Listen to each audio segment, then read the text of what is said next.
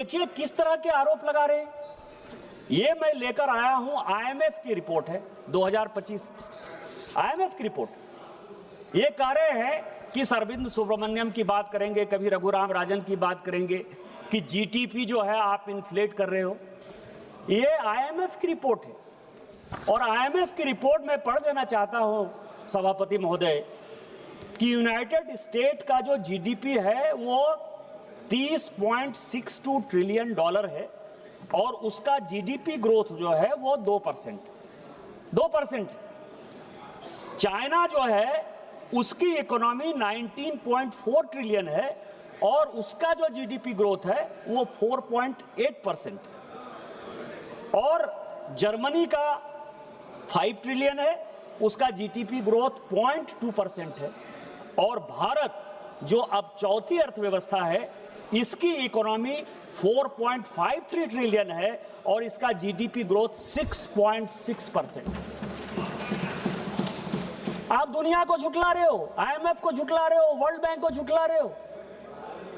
आपने कभी इन चीजों के बारे में सोचा है कि आप पार्लियामेंट में जब इस तरह की बातें करते हो उसका इंपैक्ट क्या जाता है दुनिया के बाजार में, दुनिया के आईएमएफ में, वर्ल्ड बैंक में, यूएस में, यूके में या अन्य देशों के साथ जिनके साथ हमारा व्यापार है, उनके सामने क्या जाता है कि भारत में तो विपक्ष का एक नेता उठकर बोला कि इनका डाटा ही फोर्स्ड है जी, इनका डाटा ही फोर्स्ड है।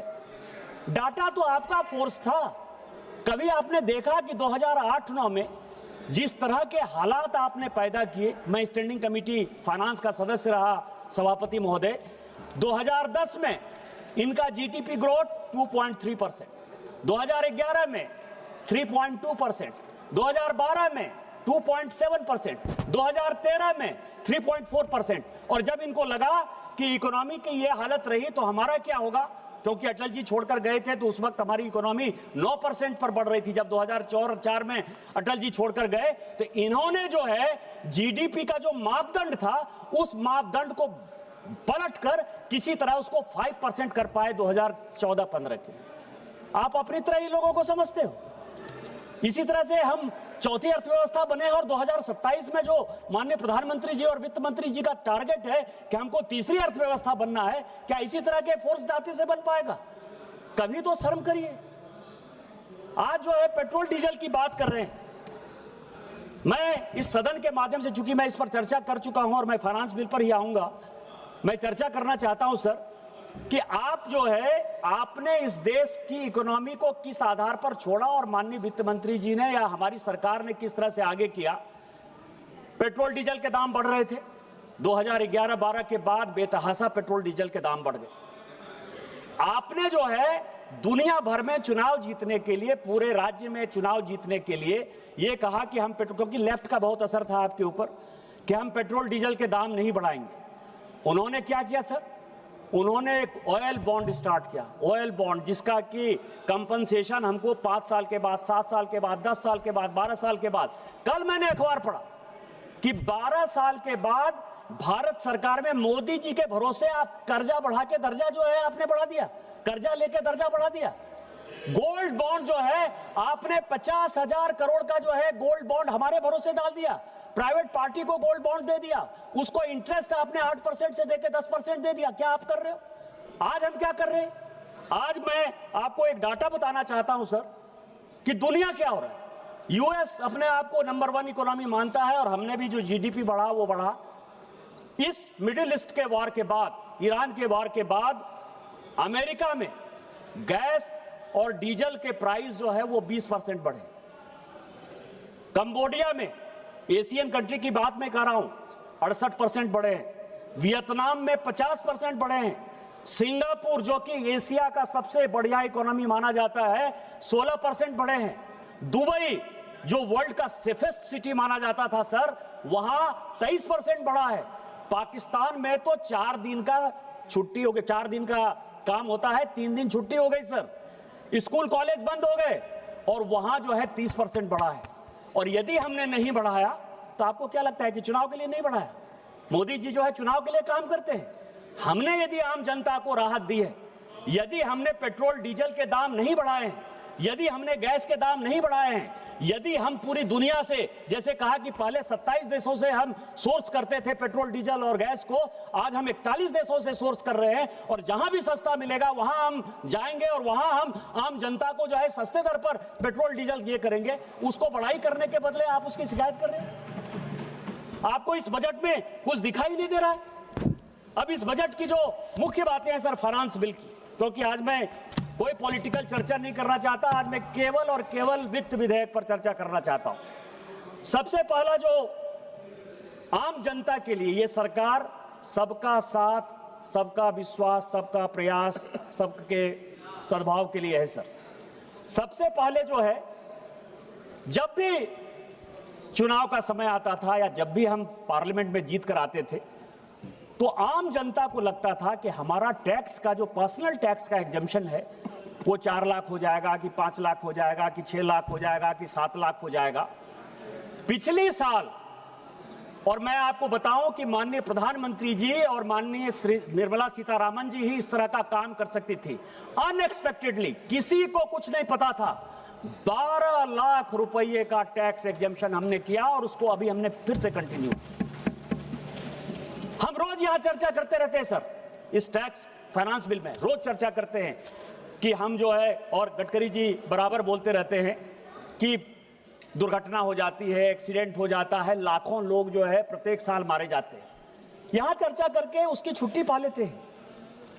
लेकिन जो हमारी सेंसिटिव गवर्नमेंट है उसने इस बार क्या सर, 1988 का जो मोटर व्हीकल एक्ट है उसमें संशोधन करके कहा कि जिनको भी कंपनसेशन इंश्योरेंस का मिलता है उसमें कोई टैक्स डिडक्ट नहीं होगा। ये आम लोगों के लिए नहीं है। कौन मरते हैं? स्कूटर वाले, साइकिल वाले, रिक्शा वाले, पैदल चलने वाले, पटरी पर सोने वाले, यही लोग तो मरते हैं ना सर। उसके लिए कौन काम कर सकता है? इसके लिए कभी आपने, हम वोट की चिंता नहीं करते हैं, हम आम गांव गरीब की चिंता करते हैं, इसीलिए काम किया हमने सर। दूसरा सवाल यह है कि अब कई एक लोगों को एक सिस्टम हो गया है सर कि बाहर रहना है। कई एक लोग रोजगार के लिए गए, कई एक लोग जो है टैक्स बचाने के लिए गए, किसी कारण से गए, लेकिन उनके आधा परिवार बाहर है सर, आधा परिवार अंदर है। कई एक संपत्तियों में जो है उनका अधिकार है। मैं आपको बताऊं कि रेसिडेंट इंडिविजुअल जो हिंदू अनडिवाइडेड फैमिली है उसके लिए इस फाइनेंस बिल में हम बहुत बड़ी राहत लेकर आए हैं। जो विदेशों में इतने बाहर के लोग रहते हैं और जो हमको रेमिटेंस भेजते हैं, उनके लिए इससे बड़ा काम जो है माननीय वित्त मंत्री नहीं कर सकते थे। इसके लिए ये बधाई की पात्र है। इसके बाद लैंड एक्विजिशन एक्ट लेकर आ गए सर। खूब लंबा चौड़ा भाषण देते हैं कि लैंड एक्विजिशन एक्ट है, राइट ऑफ फेयर कंपनसेशन है, 4 गुना देते हैं। सारे उद्योग धंधे किस तरह से चल रहे हैं वो उस पर मैं नहीं जाना चाहता सर। लेकिन लैंड एक्विजिशन एक्ट में जो छोटे लोग हैं, जो सीमांत लोग हैं, उनका जो जमीन जाता था और उसका जो कंपनसेशन मिलता था, उस कंपनसेशन में सर वो उनको टैक्स देना पड़ता था। मैं माननीय वित्त मंत्री जी का पुनः बधाई देना चाहता हूं कि उन्होंने इस बार जो है जो राइट ऑफ फेयर, जिसका कि मतलब जमीन जाएगा, जिनका जमीन एक्वायर किया जाएगा, उसमें से जो है टैक्स उन्होंने एग्जेम्प्ट कर दिया। इससे बड़ा बात गरीबों के लिए, क्योंकि ये भारत में सर 92% लोग जो है वो सीमांत किसान हैं, जिनके पास 2 कट्ठा, 4 कट्ठा, 5 कट्ठा, 10 कट्ठा, 1 बीघा, 1 एकड़, 2 एकड़, इससे ज्यादा जमीन नहीं है सर। 92% जो किसानों की बात करते हैं, उन किसानों के लिए मैं कह सकता हूं कि जो माननीय प्रधानमंत्री जी भी बोलकर गए कि ये किसानों के लिए समर्पित सरकार है। यदि फर्टिलाइजर का दाम 3000 है पूरे दुनिया में, तो हम 300 रुपया में बोरी देते हैं। उतना ही नहीं, यदि उनका जमीन हम एक्वायर कर रहे हैं तो उसमें भी भारत सरकार ने टैक्स जो है खत्म करने का प्रावधान किया। इसके लिए बधाई के पात्र है। इसके बाद सर जो बाहर लोग रहते हैं सर, कई एक लोग विद्यार्थी के तौर पर जाते हैं, कई एक लोग काम करते हैं। बेनामी ट्रांजैक्शन एक्ट 1986-87 में माननीय राजीव गांधी जी लेकर आए, लेकिन हो सकता है कि अपने दोस्तों के लिए, मित्रों के लिए उनको समझ में आ रहा होगा कि ये बड़ा खराब एक्ट लेकर आ गए, यदि इससे होगा तो अपने दोस्तों को जो है समस्या हो जाएगी। आपको आश्चर्य होगा सर कि 86-87 में लागू किया हुआ बेनामी ट्रांजैक्शन एक्ट 2017-18 तक, जब तक कि हमारी सरकार नहीं आई सर, 30 साल तक उसका कोई कानून नहीं बना। पार्लियामेंट ने पास कर दिया। ऐसा कभी आपने सुना था सर कि कोई एक्ट पास हो जाए और वो एक्ट लागू नहीं हो? हमारी सरकार आई, उसने बेनामी ट्रांजैक्शन एक्ट में कुछ संशोधन के साथ उसको लागू किया। इसके बावजूद भी हमने एक रास्ता दिया कि आप जो है जितने फॉरेन के एसेट हैं, जितने बाहर आप पैसा यहां से लेके गए हो, आप उसको डिस्क्लोज करो। उसमें कई एक लोगों ने डिस्क्लोज किए, कई एक लोगों ने डिस्क्लोज नहीं किए। किसी का पनामा पेपर में आया, किसी का भंडारा पेपर में नाम आया, उसका तो केस अलग से चल रहा है सर, क्योंकि ये सरकार ऐसी है कि ना खाऊंगा ना खाने दूंगा। लेकिन इस बजट में जो छोटे लोग जिनका 1 करोड़ से नीचे, यदि मान लीजिए कि कोई फॉरेन एसेट है और उन्होंने डिक्लेयर नहीं किया, उसको भी एक एमनेस्टी स्कीम में जो लोग हैं उनको कोई टैक्स वाले परेशान नहीं करें। आपको अभी भी मौका हम दे रहे हैं, आप आइए, डिस्क्लोज करिए, इसको ले जाइए। क्या इसके लिए आप बधाई का पात्र नहीं बनाएंगे? क्योंकि बड़े लोगों के खिलाफ हमारी सरकार है। यदि आप टैक्स जो है चोरी करके देश के बाहर जाओगे तो हम नहीं छोड़ेंगे। लेकिन यदि कोई छोटे लोग हैं, उन छोटे लोगों के लिए यह बड़ा काम इन्होंने किया सर। इसके बाद सर जो कॉर्पोरेट टैक्स है, अब क्या है कि विकसित भारत 2047 बनना है।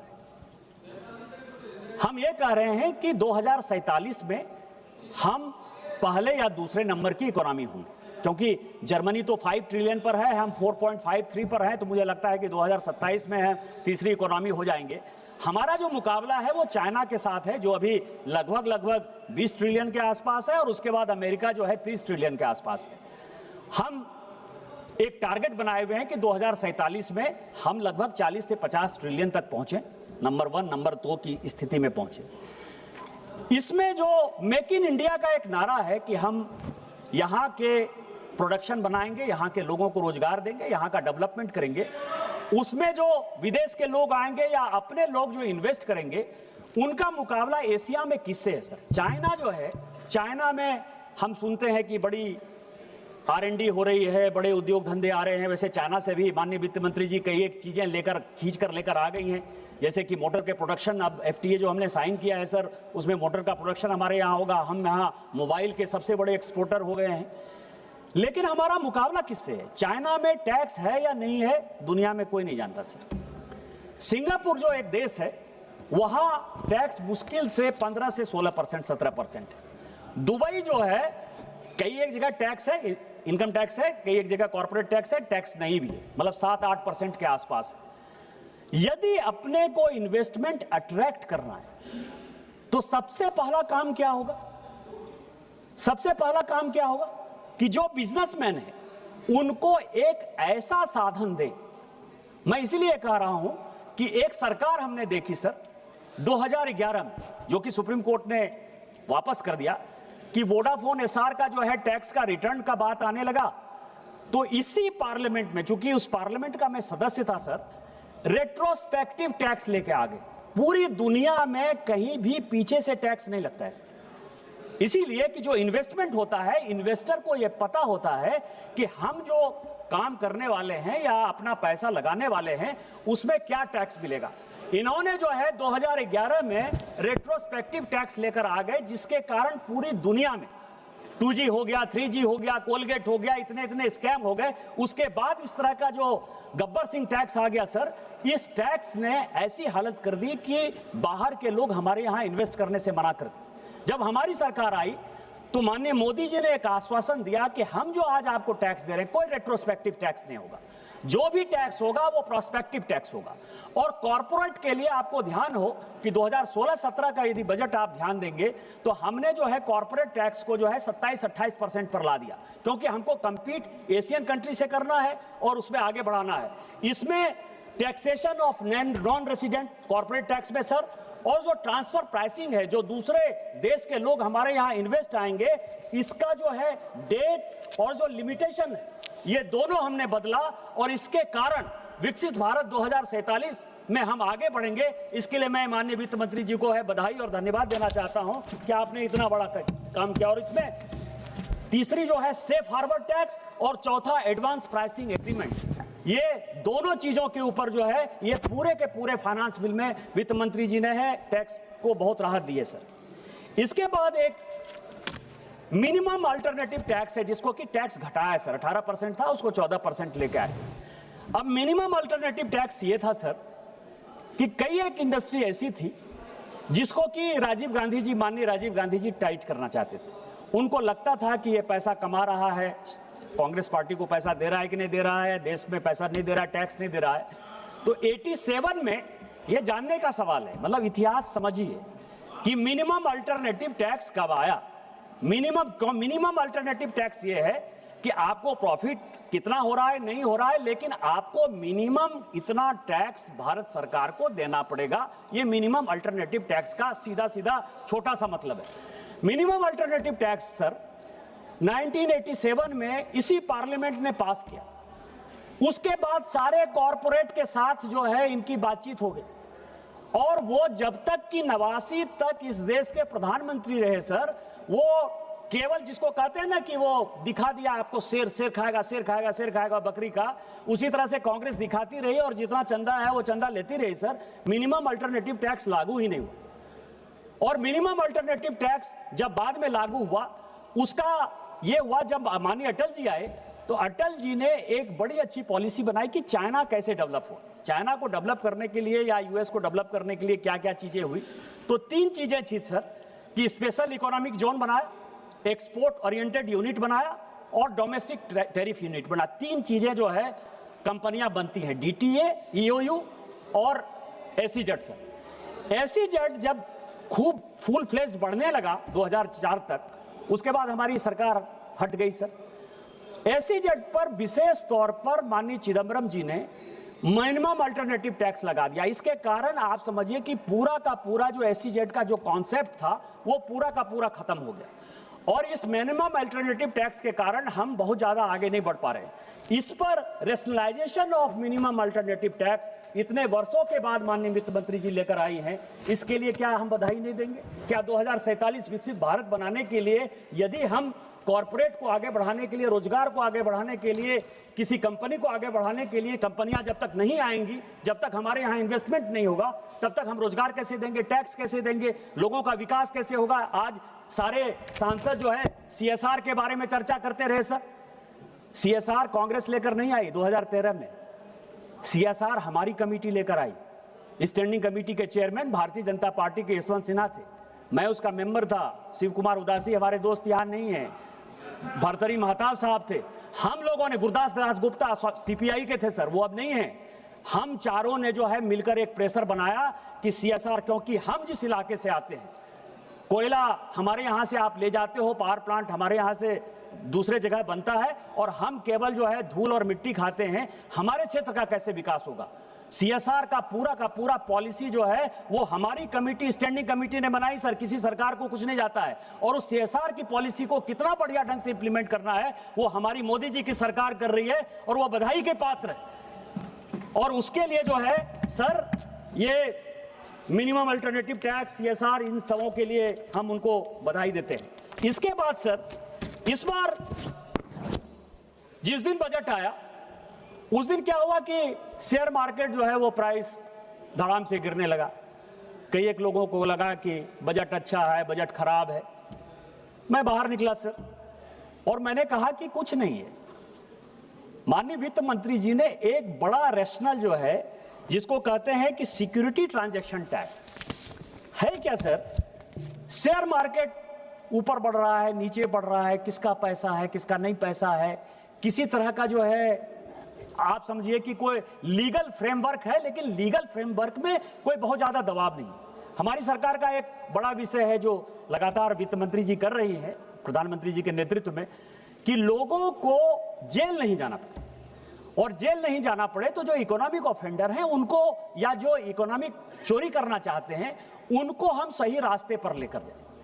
तो ये इस बार क्या है कि इस बार में कैपिटल गेन्स जो बायबैक टैक्स है और जो एसटीटी है उसको जो है माननीय वित्त मंत्री जी ने बढ़ाया, जिससे कि शेयर मार्केट में जो गरीबों का पैसा है, जो लगातार गरीब, कभी शेयर मार्केट बढ़ गया तो बढ़ गया, उसमें बेचारे पैसा लगाए और नीचे चले जाते हैं, धड़ाम से चले जाते हैं, उसको ट्रांसपेरेंट करने के लिए एसटीटी टैक्स लगाया है। इसके कारण शेयर मार्केट में उस दिन ऊपर नीचे हुआ, और बाद में आपको ध्यान हो कि दूसरे दिन जब लोगों को समझ में आया, आम इन्वेस्टर को, कि हमको प्रोटेक्ट करने के लिए मोदी जी की सरकार ये लेकर आई है, तो ये आपको पता है कि शेयर मार्केट बढ़ गया।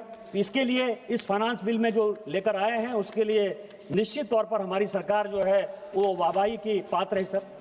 इसके बाद जो एक नया सिस्टम आया है सर, वो चैरिटेबल ट्रस्ट इंस्टीट्यूशन है। बाढ़ है चैरिटेबल ट्रस्ट का, स्कूल चैरिटेबल ट्रस्ट में, हॉस्पिटल चैरिटेबल ट्रस्ट में, कॉलेज चैरिटेबल ट्रस्ट में। तो चैरिटेबल ट्रस्ट जो है उसमें जो वायलेशन है सर, उस वायलेशन को देखने के लिए हमारी सरकार जब से आई 2000 इस पर एक जब सरकार थी यूपीए की, तो सीएजी की एक बहुत अच्छी रिपोर्ट आई। सीएजी की रिपोर्ट ने यह कहा कि जो मैक्सिमम बड़े कॉरपोरेट हैं किस तरह से चोरी कर रहे हैं, और उस चोरी के कारण कई एक कॉरपोरेट ऐसे बड़े कॉरपोरेट थे सर जिन्होंने कि आरबीआई का रूल्स वायलेट करके 4000 5000 करोड़, कोई येल यूनिवर्सिटी को दे रहा है, कोई ऑक्सफोर्ड यूनिवर्सिटी को दे रहा है, कोई हार्वर्ड यूनिवर्सिटी को दे रहा है, और जो ब्यूरोक्रेट के बच्चे हैं, जो पॉलिटिशियन के बच्चे हैं, वो कैसे एडमिशन लेंगे, उसके लिए सीट रिजर्व करने की बात थी। ऐसे ही जो है लाइजनिंग चल रहा था। हमारी सरकार ने चैरिटेबल ट्रस्ट के लिए 2016-17 के बाद धीरे धीरे जो है एक अच्छा परिवर्तन किया, बड़ा कानून लाया, और उसको कैसे हम और स्ट्रीमलाइन करेंगे, इस फाइनेंस बिल में जो है वो वित्त मंत्री जो है उसको लेकर आई है सर। इसके बाद जो अमेंडमेंट है सर वो टीडीएस का है।